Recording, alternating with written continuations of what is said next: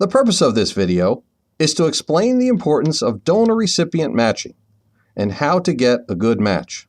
In this video, Ned Brooks, founder and CEO of the National Kidney Donation Organization, and Garrett Hill, founder and CEO of the National Kidney Registry, discuss matching and why it is important. Both Ned and Garrett are living donors. So we facilitated a number of advanced donations with the voucher program, and the experience of both the donors and the recipients has been superb.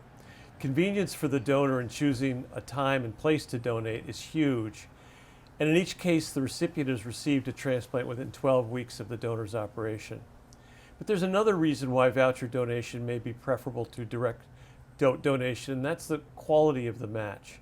Please talk about how and why the recipient may benefit in terms of getting a better match and what that means to the recipient. People match biologically, and they match on what we're learning. The new science is showing that you need to look at their eplets, how they match on eplets. These are building blocks for antigens. It used to be that antigen matching was the way the transplant community kind of organized the matching or quantified the matching.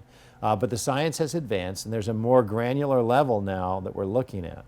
And in general, and there's a couple papers out on this, but in general, the typical direct donation transplant, where again you're donating to a spouse or a friend or whatever, is generally not the best match.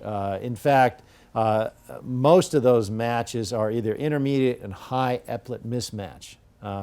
And a low eplet mismatch confers a lot of benefits. One is generally lower de novo DSE. These are antibodies that are created for the mismatched antigens that lead to rejection, that lead to kidney failure.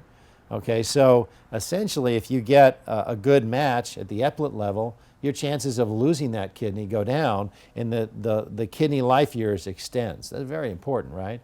And then the other thing that the researchers are delving into is they're recognizing that if you get a low eplet mismatch, that you can lower your immunosuppression medications. There's a lot of side effects to those immunosuppression medications. There's a lot of benefit to lowering those. So some studies are out that show that you can safely lower the immunosuppression dosage if you have a low eplet mismatch. So going back to the issue of getting a better match, typically a direct donation is not the best match.